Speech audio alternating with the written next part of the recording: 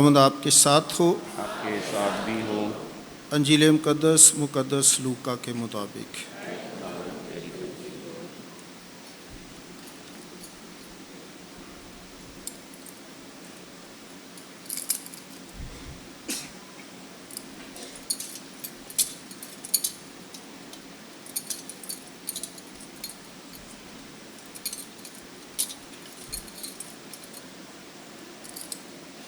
उसका 12वां बाब। एक दिन यीशु ने अपने शागिर्दों से कहा, मैं ज़मीन पर आग भड़काने आया हूँ। तो मैं और क्या चाहता हूँ मगर ये कि वो जल पड़े, और मुझे एक ऐसा इस्तबाग लेना है तो मैं कैसा बेचैन हूँ जब तक वो हो ना ले। क्या तुम गुमान करते हो कि मैं ज़मीन पर सुलह कराने आया हूँ? मैं तुमसे कहता हूँ कि नहीं, बल्कि जुदाई कराने। क्योंकि अब से एक घर के 5 आपस में मुखालफत रखेंगे, 3 से 2 और 2 से 3 मुखालफत रखेंगे, बाप बेटे से और बेटा बाप से, माँ बेटी से और बेटी माँ से, सास बहू से और बहू सास से मुखालफत रखेगी। अंजील मुकद्दस के वसीले से हम सब की खताएँ मुआफ़ की जाएँ। खुदावंद यीशु मसीह में मेरे अजीज़ भाई और बहनों, आज की सुबह बड़ी कलरफुल है, बड़ी रंगारंग है, और ख़ास तौर पर ग्रीन और सफ़ेद रंग का बड़ा इम्तियाज़ हर तरफ नज़र आ रहा है। आज बच्चों ने ग्रीन और वाइट कपड़े पहने हुए हैं, ख़वातीन ने सब्ज़ दुपट्टे ओढ़े हुए हैं, और ये यकीनन हम सब के पाकिस्तानी होने का सबूत है। हम इस मुल्क के वासी हैं, हम इस मुल्क में बहैसियत पाकिस्तानी ज़िंदगी गुजार रहे हैं, और इसके साथ साथ आज जो हम सब के लिए सबसे बड़ी खुशी की बात है वो इस मुक़द्दस हैकल की सालगिरह है। आज हम इस खाना खुदा की 28वीं सालगिरह मनाते हैं। आज हम खुदावंद खुदा के हजूर शुक्रगुजारी करेंगे इस हैकल के लिए, इस हैकल को तामीर करने वालों के लिए, इस हैकल में काम करने वालों के लिए, इस हैकल की सारी कंप्लीशन के लिए, जिन जिन अफराद ने, जिन जिन लोगों ने मदद और रहनुमाई की है, आज हम उन सब के लिए खुदावंद का शुक्र अदा करने के लिए इकट्ठे हुए हैं, जिनके वसीले से, जिनकी कोशिशों से, जिनके तावन से, जिनकी दुआओं से ये खूबसूरत तरीन हैकल हमें नसीब हुई है, और हम इसमें खुदा की पाक इबादत कर सकते हैं। आज हम अपने मुल्क पाकिस्तान की 75वीं सालगिरह यानी डायमंड जुबली मना रहे हैं। आज हमारे लिए ये भी एक बहुत ही खूबसूरत इवेंट है, और हम इन दोनों खुशियों को एक ही मौका पर मनाते हुए खुदावंद का शुक्र अदा करते हैं कि जिसने हमें पाकिस्तान जैसा मुल्क अता फरमाया, जिसमें हम आज़ादी के साथ खुदावंद की इबादत और प्रस्तश कर सकें। आज मैं कैथलिक नाज़रीन को, कैथलिक टीवी के उन तमाम लोगों को, उन तमाम मोमिनीन को भी याद करता हूँ जो अक्सर हमारे साथ होते हैं, हमारे लिए दुआ करते हैं, और کمنٹس بھیجتے ہیں، لائک کرتے ہیں، شیئر کرتے ہیں، اور آج میں ان سب کو بھی اس چرچ کی سالگرہ، سینٹ جان کیتھولک چرچ کی سالگرہ اور پاکستان کا یوم آزادی، آپ سب کی بھرپور تالیوں میں مبارکباد پیش کرتا ہوں۔ آج کی پہلی تلاوت ارمیا نبی کے صحیفے میں سے آپ نے سنی ہے۔ ارمیا نبی ایک ستم زدہ انسان ہے۔ شروع ہی سے اس نے بے شمار تکالیف، مصائب، پریشانیوں اور دکھوں کا مقابلہ کیا، اور آج بھی لوگ اس کی نبوت کو رد کرتے ہیں، اس کی باتوں کو رد کرتے ہیں اور اسے مارنے کی کوشش کرتے ہیں۔ ایک کنویں میں لٹکا دیتے ہیں، لیکن کہتے ہیں کہ مارنے والے سے بچانے والا ڈاڈا ہوتا ہے، اور اسی ملک کا بادشاہ اس کی جان کو بچاتا ہے۔ ارمیا نبی جو ہے اس نے لوگوں کو کہا کہ بابل کا بادشاہ جو ہے وہ آپ پر حملہ کرنے والا ہے، تو آپ اپنے آپ کو پیش کر دیں تاکہ شہر جو ہے وہ بچ جائے، اور انہوں نے اس کی نہ مانی۔ اور جب اس نے حملہ کیا تو اس نے سارے شہر کو اور ہیکل کو،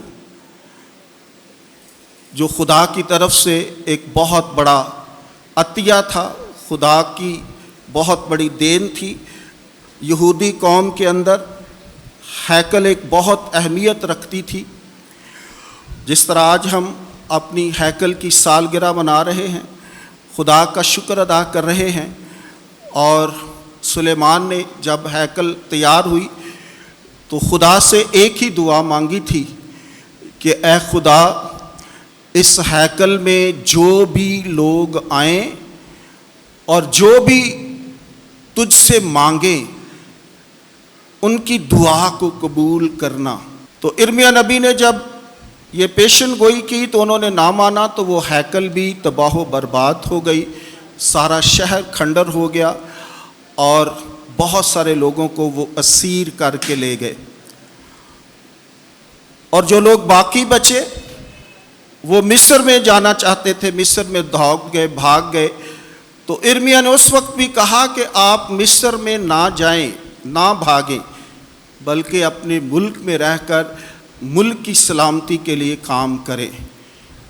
اس وقت بھی نہ مانے، اور بلکہ ارمیا کو زبردستی اپنے ساتھ لے گئے، اور تھوڑی دیر کے بعد بابل کے بادشاہ نے مصر پر حملہ کیا، اور جو یروشلم سے بھاگ کر مصر میں گئے تھے سارے ہلاک ہو گئے، اور ارمیا بھی ہلاک ہو گیا۔ اور بعض مفکرین کہتے ہیں کہ یہودیوں نے اسے خود ہی قتل کر دیا تھا۔ آج کی دوسری تلاوت عبرانیوں کے خط میں سے آپ نے سنی ہے۔ عبرانیوں کا مصنف کہتا ہے کہ یسوع کو تاکتے رہو، آپ کی نظریں ہمیشہ خداوند یسوع المسیح پر مرکوز رہنی چاہیے۔ آپ کی زندگی کا مرکز اور محور یسوع ہونا چاہیے۔ آپ کی زندگی میں ہمیشہ اس کو اولیت دینی چاہیے۔ وہی ہمارا آقا، خالق، مالک، رازق، داتا ہے، اور جب ہم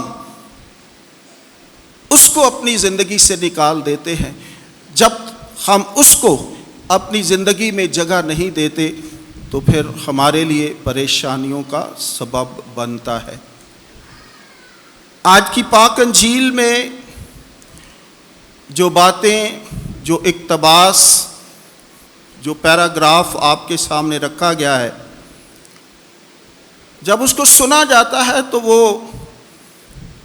ایک بڑا عجیب سا لگتا ہے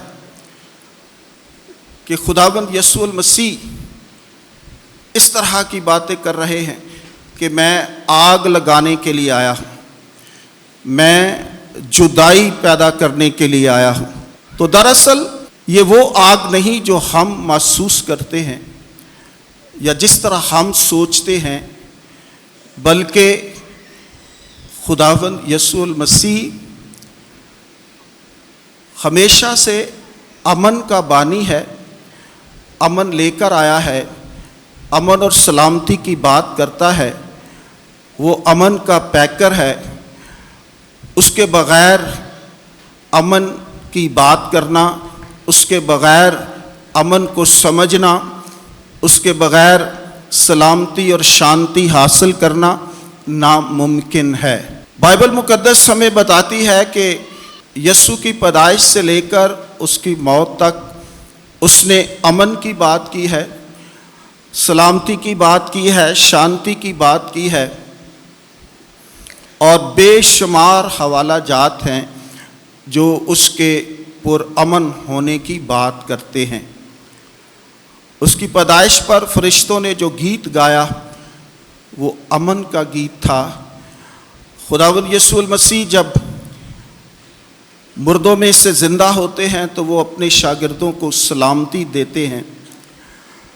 اشعیا نبی اسے امن کا رئیس قرار دیتا ہے کہ وہ امن کا شہزادہ ہے، وہ عجیب مشیر خدائے قادر اب ابدی اور سلامتی کا رئیس ہے۔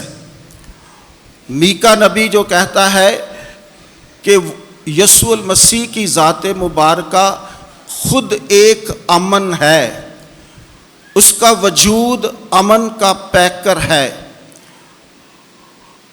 اور اسی طرح ہم بے شمار حوالہ جات دیکھ سکتے ہیں، اور ہمیں ہمیشہ شروع ہی سے یہ بات ہمارے ذہنوں میں ڈالی گئی ہے۔ ہمارا کلام ہمیں یہ بتاتا ہے کہ یسوع المسیح ہی حقیقی امن کا بانی ہے، وہی حقیقی امن لانے والا ہے، وہی حقیقی امن کا خود نمائندہ ہے۔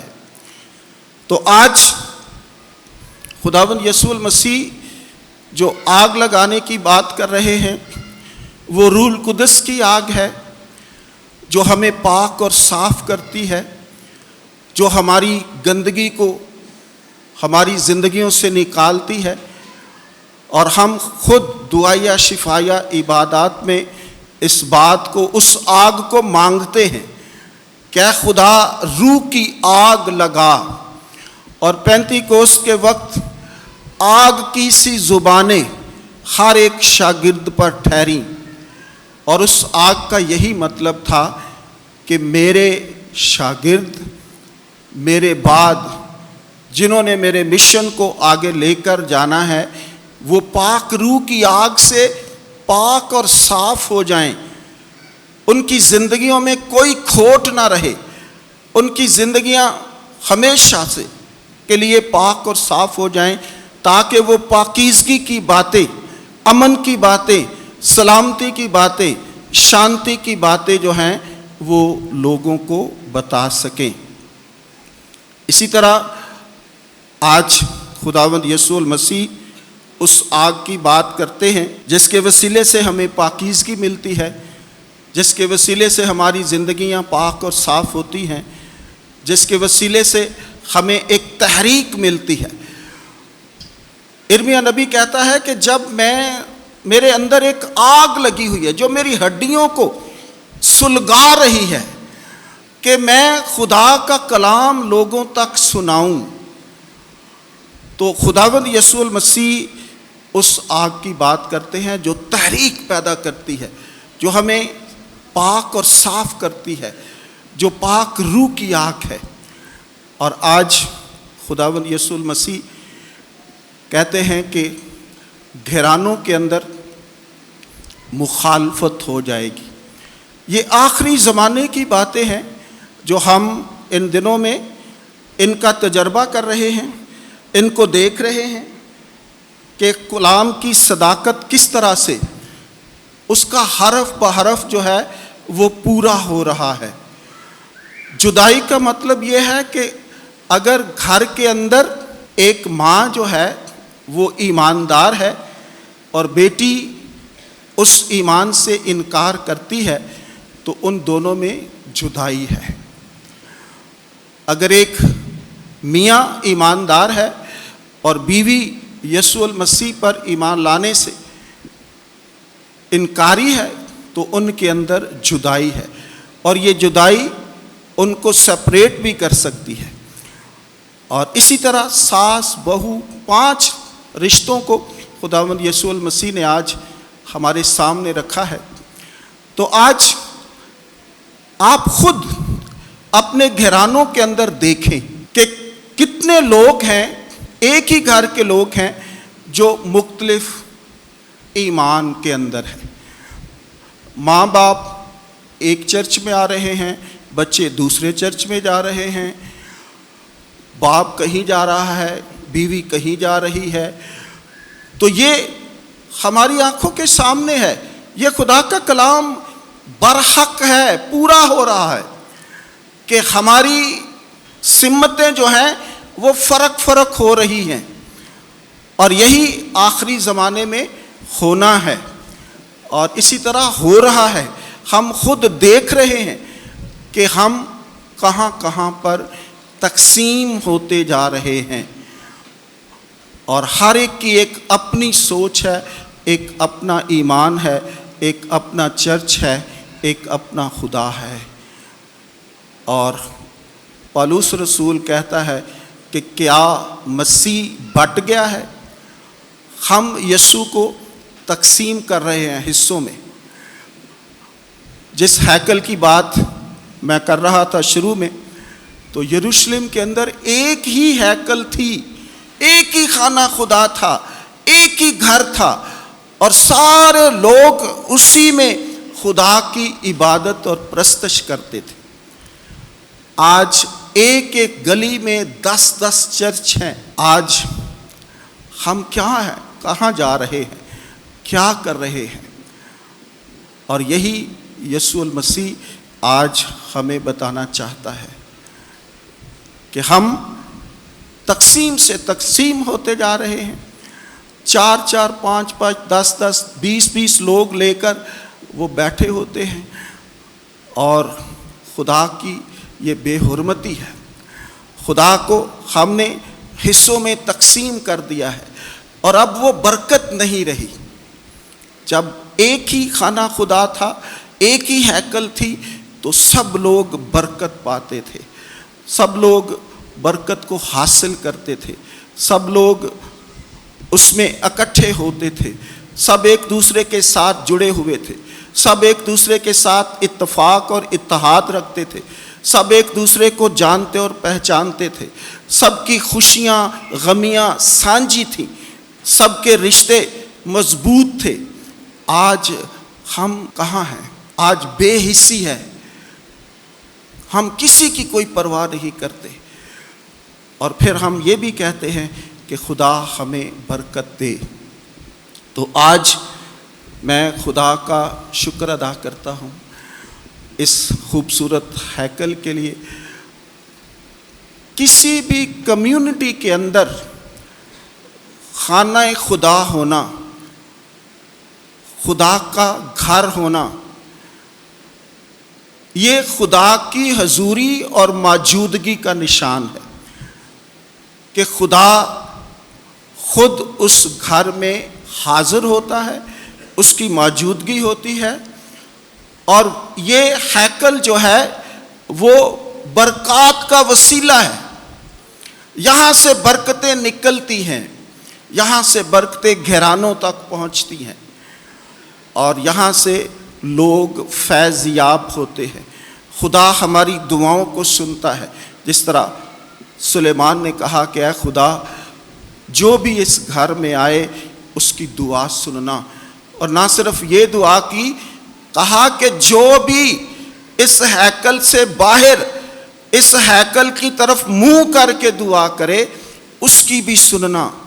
تو آج ہم اپنے اس خانہ خدا کی 28ویں سالگرہ منا رہے ہیں، اور خدا کا شکر ادا کرتے ہیں کہ یہ 28 سال برکات کے سال تھے۔ ان 28 سالوں میں مومنین نے بہت ساری برکات حاصل کی ہیں، بہت سارے معجزات ہوئے ہیں، بہت ساری برکتیں خدا نے ہمارے گھرانوں تک پہنچائی ہے، اور جتنے بھی آپ اس ہیکل کے ساتھ محبت رکھیں گے، جتنا بھی اس کے ساتھ لگاؤ رکھیں گے، جتنا بھی اس کے ساتھ جڑے رہیں گے، جتنا بھی آ کر اس گھر کو، خدا کے گھر کو آباد کریں گے، اشعیا کہتا ہے کہ یہ خدا کا گھر ہے، دعا کا گھر ہے، سب کا گھر ہے۔ تو جب ہم ان چیزوں کو ذہن میں رکھ کر خدا کے پاس آتے ہیں، خدا کی حضوری اور موجودگی میں ہوتے ہیں، خدا کے سامنے جھکتے ہیں، خدا کے سامنے اپنی ضرورتیں پیش کرتے ہیں، خدا کے سامنے اپنے سروں کو جھکاتے ہیں، خدا کے سامنے اپنی ساری زندگیوں کو انڈیلتے ہیں، تو خدا رحم کرنے والا ہے، خدا مہربانیاں کرنے والا ہے، خدا ہماری مشکلوں کو آسان کرنے والا ہے، وہ ہم سب پر اپنا رحم اور ترس نازل فرماتا ہے۔ تو آئیں آج ان 28 سالوں کے لیے خداوند کا شکر ادا کرتے ہیں، اور ان تمام فادر صاحبان کا جنہوں نے اس ہیکل میں خدمت کی، تمام سسٹر صاحبات کا جنہوں نے اس ہیکل کی خدمت کی اور اس پیرش کے پاکستان کو خوبصورت بنانے کے لیے محنت کی، چاہے وہ علم کی شکل میں ہو، چاہے وہ صحت کی شکل میں ہو، انہوں نے اپنا بھرپور حصہ ڈالا ہے۔ میں ان تمام مناد صاحبان کا بھی شکریہ ادا کرتا ہوں جنہوں نے اس سینٹ جان چرچ میں اپنی خدمت کو پیش کیا، لوگوں کو ہر طرح کے ساکرامنٹس کے لیے تیار کیا۔ میں اپنی موجودہ ٹیم کے لیے بھی خدا کا شکر ادا کرتا ہوں کہ مناد صاحبان جو محنت کے ساتھ لوگوں کے گھروں میں پہنچتے ہیں، خدا کا کلام اور خدا کی ساکرامنٹس کو تیار کرنے کے لیے ان کی مدد کرتے ہیں، اور سب سے بڑھ کر سارے مومنین کا جو سب سے زیادہ اہمیت کے اور سب سے زیادہ مبارکباد کے مستحق ہیں۔ جب بھی آپ کو اس ہیکل کی کسی بھی ضرورت کے لیے پیغام ملا ہے تو آپ نے خوشی سے قبول کیا ہے، خوشی سے ان ساری باتوں کو مانا ہے اور اپنا بھرپور تعاون پیش کیا ہے، تو آپ وہ لوگ ہیں جو زیادہ آج کے دن مبارکباد کے مستحق ہیں۔ آپ اپنے لیے زوردار تالیوں میں خدا کا شکر ادا کریں۔ خداوند آپ سب کو اس ہیکل کے وسیلے سے بہت ساری برکات اور فضائل عطا کرے، اور آج ہم اپنے ملک پاکستان کی بقا اور سلامتی کے لیے بھی دعا کرتے ہیں کہ خدا اس ملک کو ترقی کے راستے پر گامزن کرے۔ بدقسمتی سے ہمارا ملک ترقی کی دوڑ میں بہت بہت پیچھے رہ گیا ہے۔ ہم سے بعد میں آزاد ہونے والے ملک جو ہیں وہ کہیں ترقی کی منازل پر پہنچ چکے ہیں، اور ہم آج بھی اپنی انا اور اپنے مفادات کے لیے لڑ رہے ہیں۔ خدا کرے کہ اس 75ویں سالگرہ کے موقع پر ہمارے حکمرانوں کو خداوند عقل اور دانائی عطا فرمائے، تاکہ وہ ملک کے وسیع تر مفاد میں فیصلے کر سکیں، جس میں ہر شہری اطمینان کی، امن کی اور سلامتی کی زندگی بسر کرے۔ مسیح ہمارے خداوند کے وسیلے سے آمین۔